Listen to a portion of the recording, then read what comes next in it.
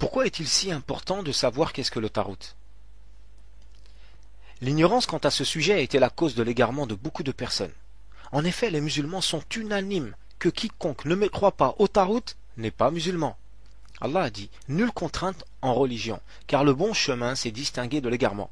Donc, quiconque mécroit au tarout, tandis qu'il croit en Allah, saisit l'anse la plus solide qui ne peut se briser. Et Allah est audient et omniscient. » Sourate 2, verset 256. Allah nous explique dans ce verset les piliers de la shahada.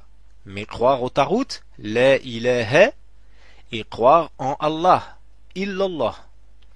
L'anse la plus solide dans ce verset est en effet la shahada, la ilaha illallah, comme le rapporte l'imam Muslim, rahimahullah. Et cette shahada a des conditions et des piliers qui doivent être mis en pratique afin qu'elle soit valable chez une personne qui la prononce. Sa première condition est la science. À l'opposé se trouve l'ignorance.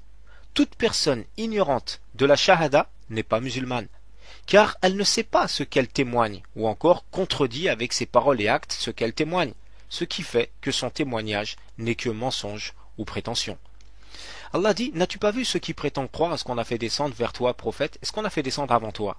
Ils veulent prendre pour juge le tarout, alors que c'est en lui qu'on leur a commandé de ne pas croire. Mais le diable veut les égarer très loin, dans l'égarement. Sourate An-Nisa, verset 60.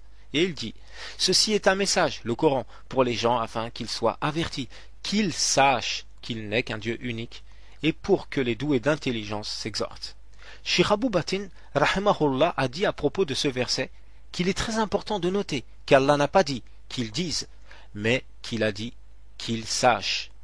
Le prophète Mohammed sallallahu alayhi wa sallam a dit, quiconque meurt en sachant la ilaha illallah entrera au paradis. Ce hadith est rapporté par Uthman, qu'Allah soit satisfait de lui, et il se trouve dans le Sahih Muslim, rahimahullah.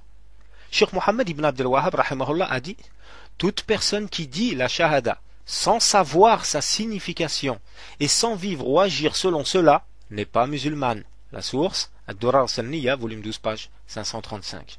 Allah a envoyé tous les messagers avec le même devoir, appeler les gens à l'unicité d'Allah, appeler les gens à appliquer le fondement de l'islam, le Asl ad-Din. Allah dit, nous avons envoyé dans chaque communauté un messager pour leur dire, adorez Allah et écartez-vous du tarout. Sourate Nahl, verset 36.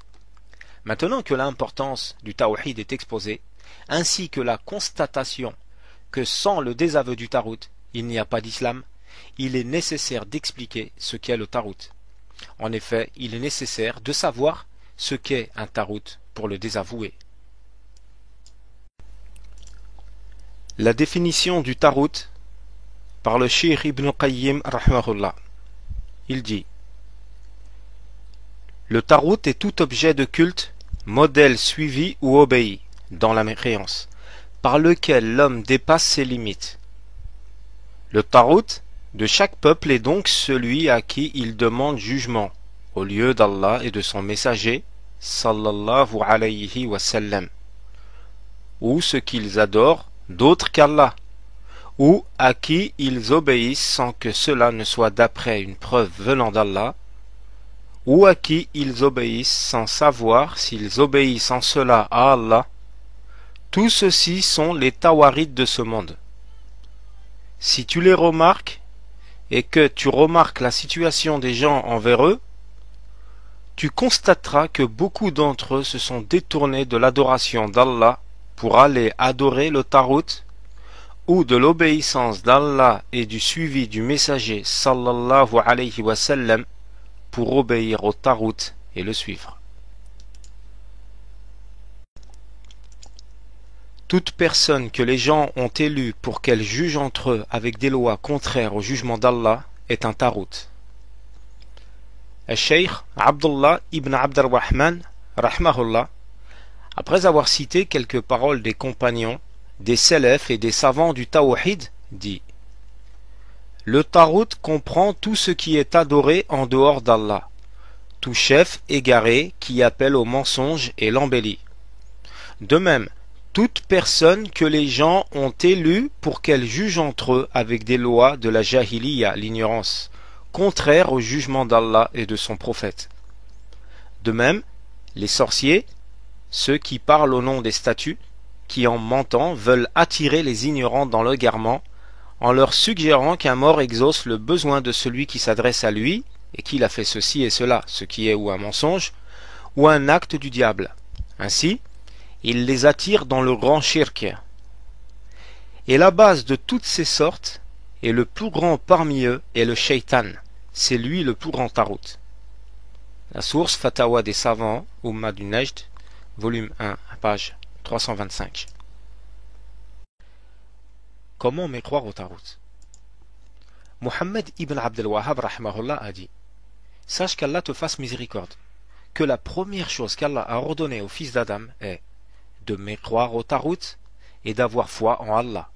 Ceci nous est indiqué par la parole d'Allah. Nous avons envoyé à chaque communauté un messager pour dire: adorez Allah et écartez-vous du tarout. Sourate 16, verset 36.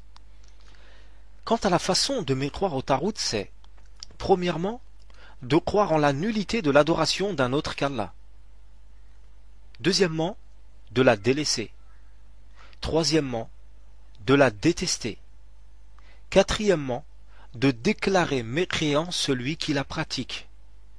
Cinquièmement, de prendre pour ennemi ses adeptes. Quant à la façon d'avoir foi en Allah, c'est que tu crois qu'Allah est la seule et unique divinité qu'il faut adorer, en excluant toute autre chose, en ne vouant toutes sortes d'adoration qu'à Allah, et en rejetant toute adoration vouée à un autre qu'Allah. C'est aussi le fait d'aimer ceux qui ne vouent leur adoration qu'à Allah et de les prendre pour alliés, et de détester les gens du shirk et du polythéisme, et de les considérer comme ennemis. Et c'est cela la religion d'Ibrahim. Toute personne qui s'en éloigne a rabaissé son âme. Et c'est cela l'exemple qu'Allah nous a demandé de suivre quand il dit: certes, vous avez eu un bel exemple à suivre en Ibrahim et en ceux qui étaient avec lui. Quand ils dirent à leur peuple: nous vous désavouons, vous et ceux que vous adorez en dehors d'Allah. Nous mécroyons en vous. Désormais, entre vous et nous, l'inimitié et la haine sont à jamais déclarées jusqu'à ce que vous croyiez en Allah seul. Sourate 60, verset 4.